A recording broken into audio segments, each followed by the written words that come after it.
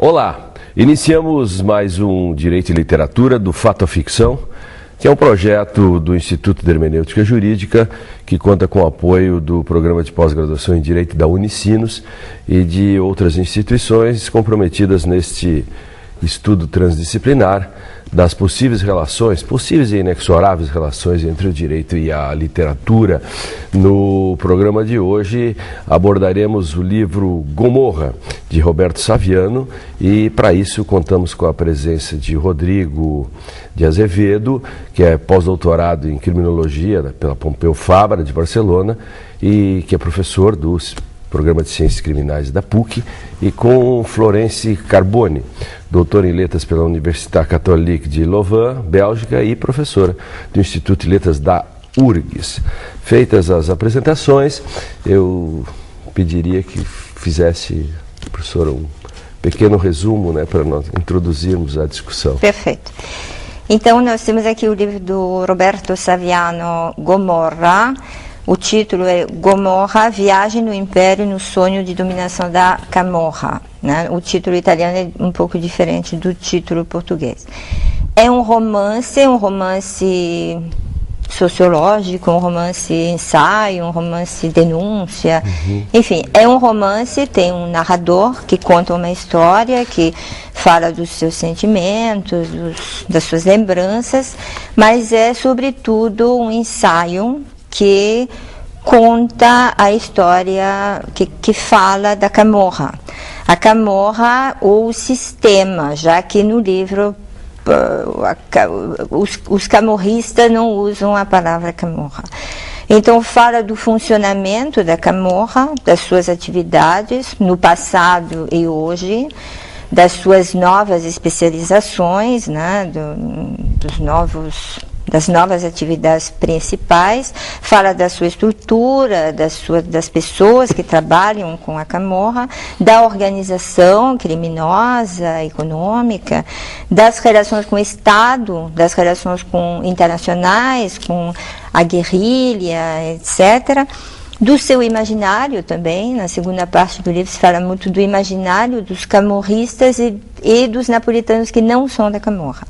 E, sobretudo, eu acho que em todo o livro tem um fio condutor, que é que a Camorra faz parte do capitalismo, o capitalismo italiano ao menos, mas não só. Ele mostra que hoje é uma questão internacional, precisa dessas organizações criminosas para uma série de coisas. Eu acho que o primeiro capítulo, quando fala do porto, eu acho que é um capítulo excelente, né, onde mostra a mercadoria, né, e a mercadoria, e é um fio condutor. E o simbólico disso, né? O simbólico disso, a mercadoria que tem livre circulação no mundo, e os seres humanos não têm essa livre circulação, né? Isso parece ser bem o simbólico da questão das mercadorias. O início já mostra, e também a questão da própria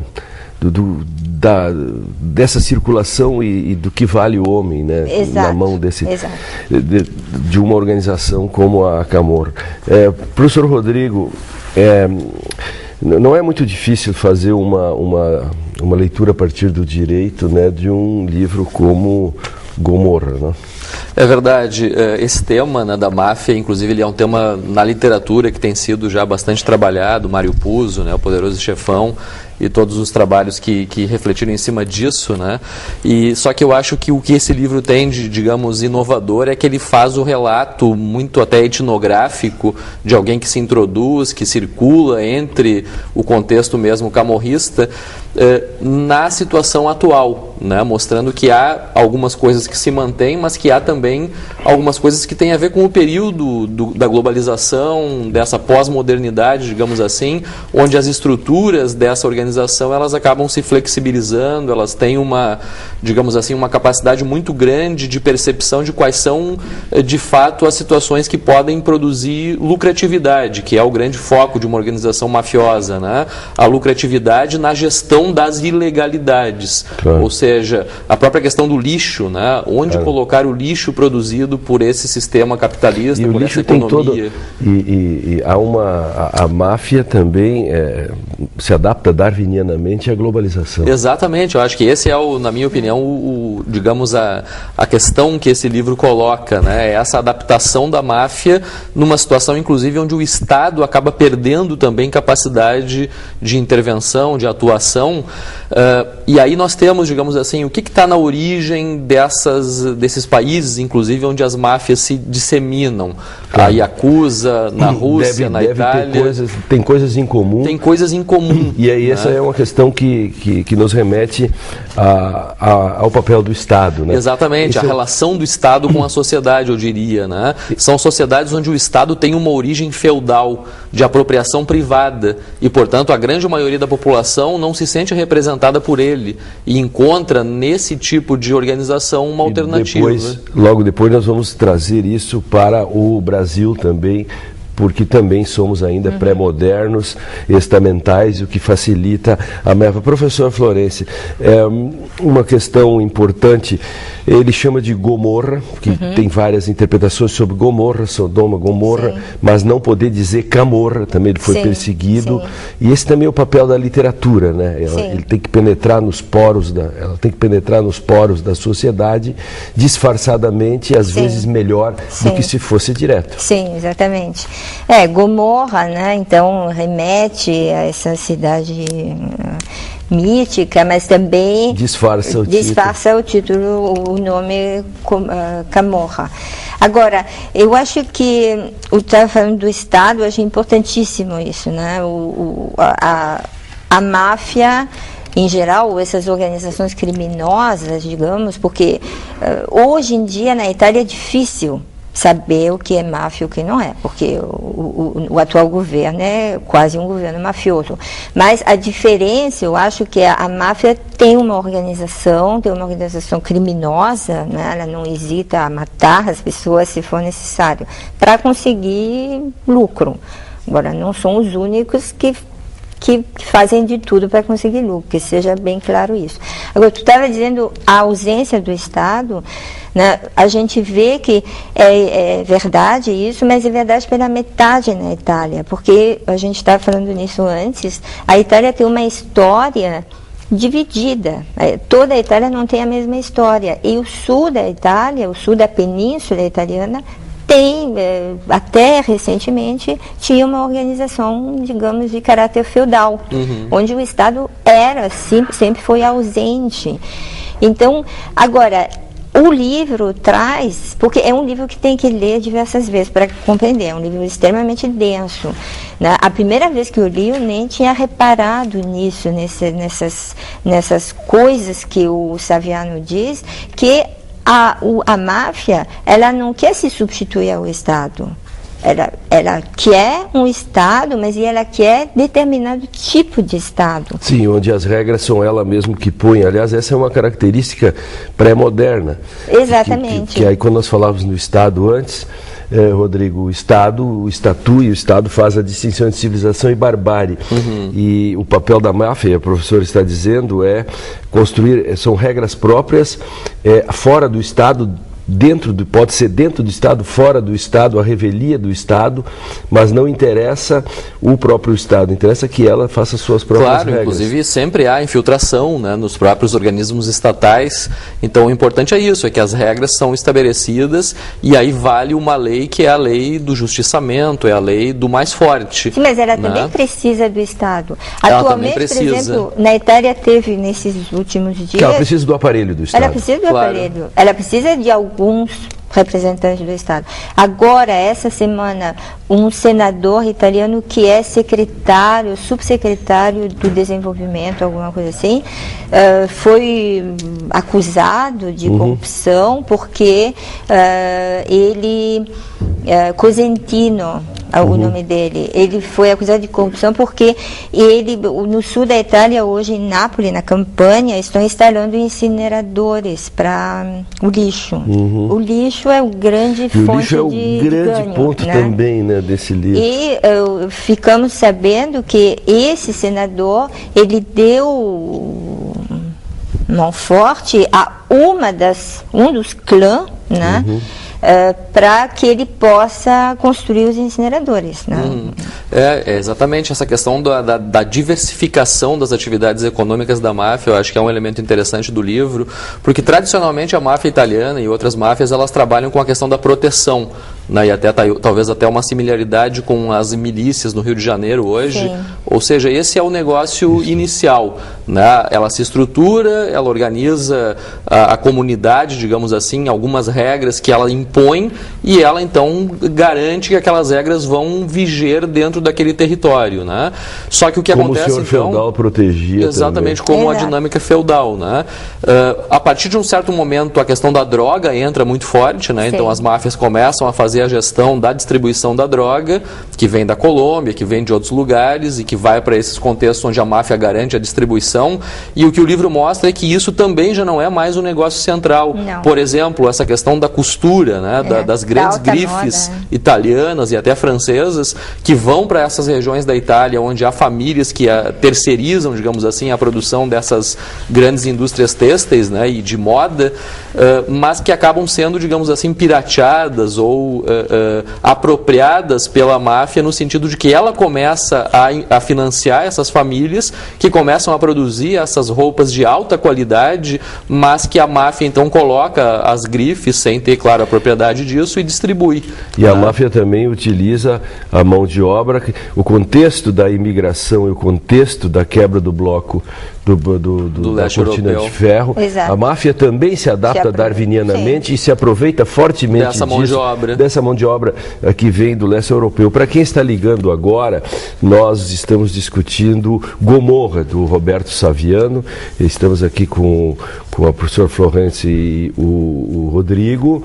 É muito importante esse livro no contexto, né, máfia, discutir os caminhos e os descaminhos e o atropelo do Estado, o Estado e a sociedade que acabam sendo atravessados por uma estrutura paralela, mas não só paralela, mas que se infiltra no próprio Estado, pelos vários... No próprio Estado e na própria economia. Eu acho que isso é interessante, né? Na verdade, o Estado convive, o Estado é apropriado, digamos assim, em alguns dos seus aspectos, e a economia, né? Essas grandes grifes que são, digamos, pirateadas pela máfia, na verdade, elas acabam com isso tendo até uma certa vantagem, no sentido de que a marca é popularizada. Então o livro mostra um pouco isso também, que por parte dessas grandes empresas não há interesse em coibir esse mercado dos produtos de grife pirateados, né? Porque na verdade para elas isso é uma forma de popularizar a marca.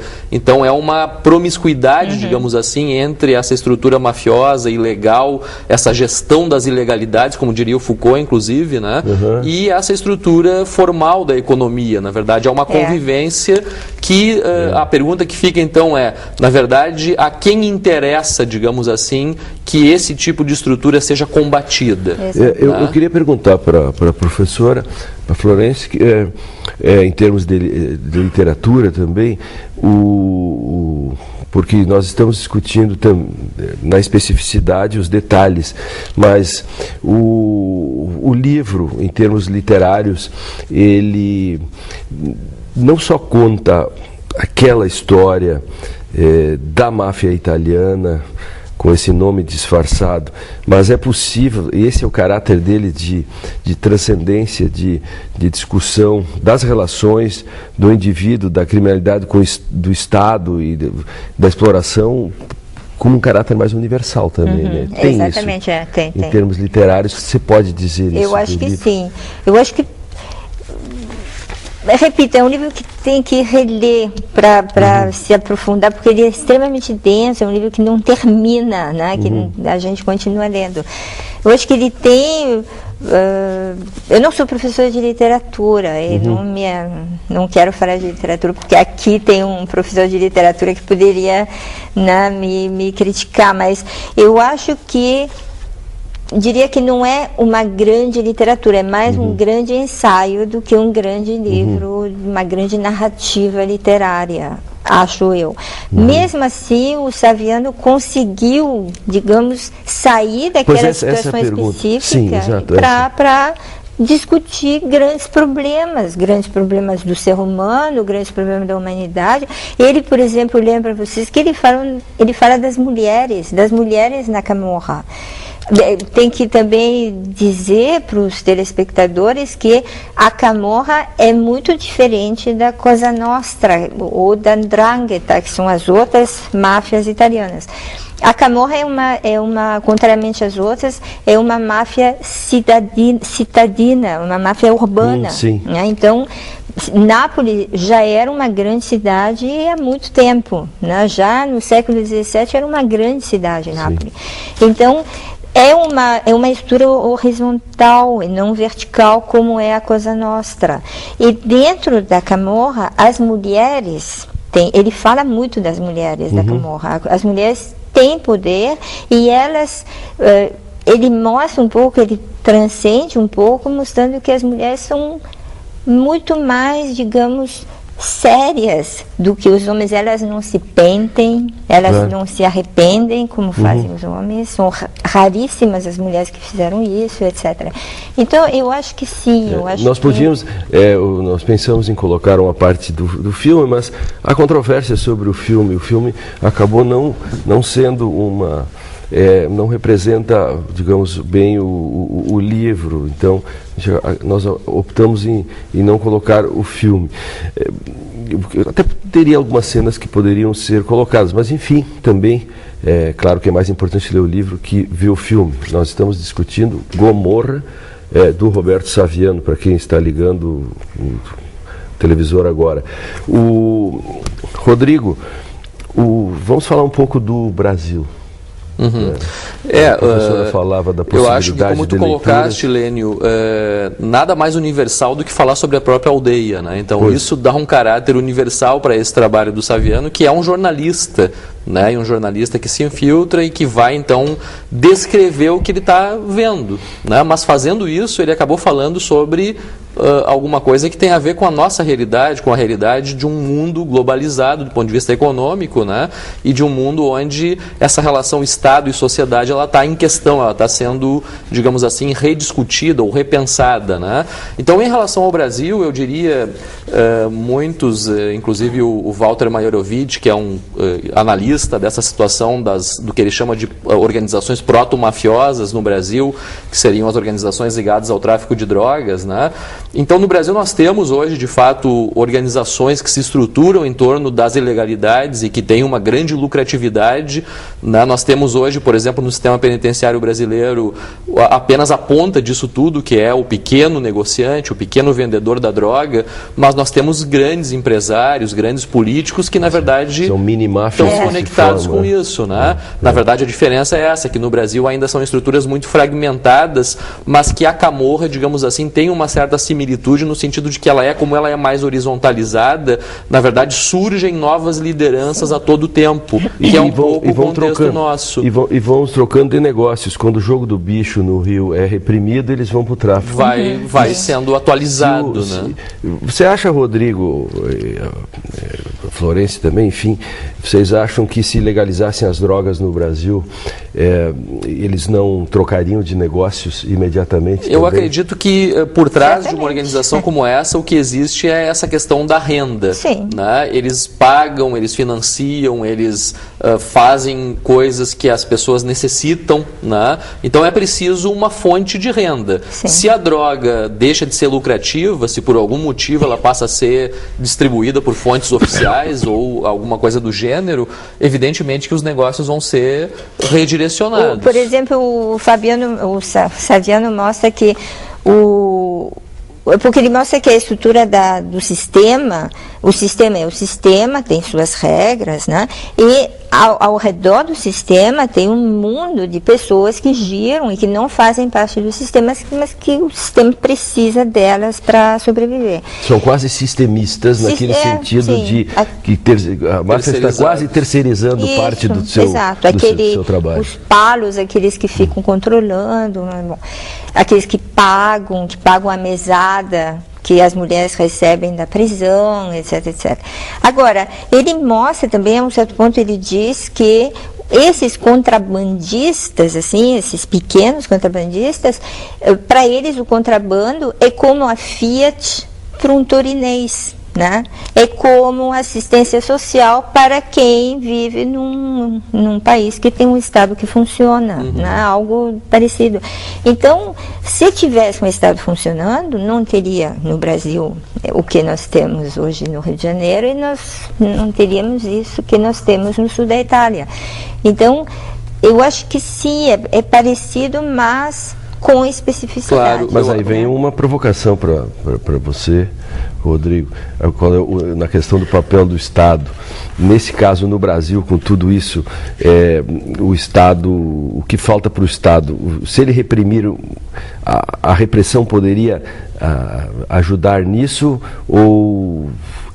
na verdade, não é um problema simplesmente que se resolva com repressão. Claro, eu acho que, mas também a repressão ela é um elemento necessária. necessário em determinadas esferas, mas eu diria ela está mal direcionada, por isso eu fiz questão de citar a questão penitenciária, porque o direcionamento é sempre na ponta, onde tem uma fila de pessoas esperando para entrar no negócio. Então, o sistema recolhe, o Estado recolhe, reprimindo uma parte desse pessoal, tem lá um exército de pessoas esperando para assumir esse lugar, quando na verdade a questão da grande lucratividade desses negócios e a esfera onde circula esse dinheiro, isso acaba ficando em segundo plano nessa repressão estatal, né? Então acho que esse é um problema. O segundo problema, e que até tem também, na minha opinião, uma possibilidade de pensar a realidade brasileira a partir dele, é uma questão que a Alba Zaluar, por exemplo, tem colocado muito, que é a questão de uma cultura da masculinidade violenta, né, que aparece nesse contexto italiano, aparece muito no Brasil,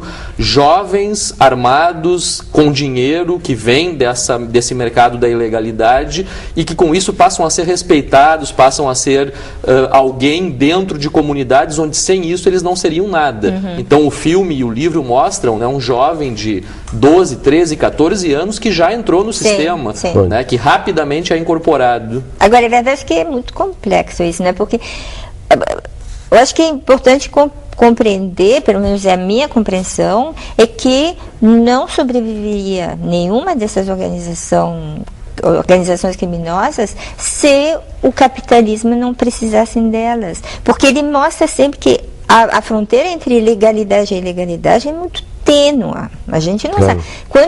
Capitalismo no sentido de que não como antítese ao socialismo, porque o socialismo nos últimos tempos acabou também favorecendo exatamente a máfia russa. Eu estou falando sobretudo do capitalismo atual, desse capitalismo selvagem, neoliberal, assim. Porque o que acontece hoje na Itália, no sul da Itália, é que essa gente tem em mão, não é mais intermediária como era antes. Não pedia, antigamente o que fazia?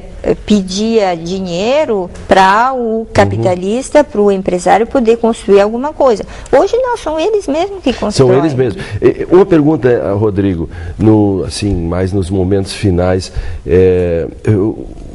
onde você acha que está a parte mais grave, por exemplo, no Brasil, digamos assim, a máfia que toma conta de parte do aparelho do Estado no Brasil a partir do colarinho branco, lavagem de dinheiro, isso é um aspecto. A questão do crime organizado ou desorganizado, do tráfico de entorpecentes, que seria um outro nível, e uma decorrência disso é o total controle das organizações criminosas dos presídios. Eu diria o seguinte, eu acho que, como colocou, né, a professora, existem elementos de tudo isso que tem a ver com uma determinada estrutura econômica, né? E a distância social em que o Estado fica fora e o espaço aumenta para ele se substituir ao próprio Estado. Mas é que, na verdade, ele não fica fora, o Estado está lá. Né? A polícia negocia, a polícia recebe, a polícia se corrompe, o próprio judiciário, né? Então, na verdade, são coisas que têm a ver com a economia, com uma determinada forma de organização e distribuição de mercadorias ilegais, mas que também têm a ver com o humano. E por isso mesmo, regimes socialistas que tentaram construir alguma outra coisa também acabaram produzindo isso, ou seja, concentração de poder na mão de poucos também gera máfias, né? Também gera estruturas como essas. E, portanto, na verdade, não basta pensar, precisamos mais Estado, porque não é qualquer Estado. Ou seja, é preciso pensar estruturas de controle, estruturas de representação da sociedade que permitam que a própria sociedade se enxergue nisso. Claro. Né? Porque, na verdade, nesses contextos, o que há é uma falta de legitimidade das regras e do Estado. E volta essa questão do tipo das relações econômicas que acabam, volta a questão necessitando dessas estruturas paralelas e delas... Por exemplo, a gestão da imigração ilegal na Itália é uma piada, porque por um lado um Estado que faz leis, um Estado fascista que nós temos hoje na Itália, que faz leis xenófobas contra os imigrantes, e a utilização dos imigrantes pelo capitalismo, que precisa deles. Um regime quase de escravidão, porque o livro acaba mostrando quase uma escravidão. É uma servidão, por isso que tu falaste no início, da situação feudal. Dessa que questão faz baixar feudal, o salário pré-moderna. Aí nós chegamos no paradoxo, chegamos numa espécie de pós-modernidade, da total fragmentação, da globalização, e ao mesmo tempo... se conecta com essa pré-modernidade. Formas de poder carismáticas, no sentido de que as pessoas pertencem ao mafioso. Isso, eu acho que daria para... Pertence o próprio corpo, não é verdade? Até, nesse final, até daria para dizer isso, né? Que esse livro retrata esse contexto, né? De uma pós-modernidade que tem conexões com elementos pré-modernos, né? E que colocam, portanto, essa situação de que, na verdade, é muita hipocrisia, né? Acreditar que, podemos separar a sociedade entre os camorristas, os mafiosos e as pessoas de bem, e aí tudo estaria resolvido reprimindo esses aí, né? Porque, na verdade, a própria estrutura estatal, as próprias leis são feitas não no sentido do bem comum ou da representação de interesses coletivos, mas de interesses particulares. Então, quem é o mafioso, né? Foi muito 30 segundos, professor. Agora, eu acho que... 30 segundos, estamos encerrando. O que estava dizendo sobre o Estado é importante no sentido que mais Estado seria mais escola, seria mais educação, seria um pouco mais savianos, mais gente como ele que escreve essas coisas. Sem dúvida. Olha, eu quero agradecer a Florence, quero agradecer ao Rodrigo. Esse livro efetivamente é muito importante porque nós podemos ler parte da sociedade brasileira, todas as mazelas, enfim, o problema do crime organizado ou desorganizado. Eu nunca entendi bem se ele é organizado ou desorganizado, mas com certeza é eficiente. Eu quero agradecer, portanto, e vencemos mais uma etapa de uma discussão de direito e literatura. Agradeço nossos debatedores, a audiência, nossos telespectadores que nos acompanham de há muito em todo o Brasil, neste de hoje, Gomorra, Direito e Literatura, do Fato à Ficção, programa do IHJ com o patrocínio, o apoio do Programa de Pós-Graduação em Direito da Unicinos. www.ihj.org.br é o nosso site e entre em contato conosco, mande e-mails, cartas, etc. para ihj.org.br para o correio. Acho que o endereço deve estar no nosso site. Até breve.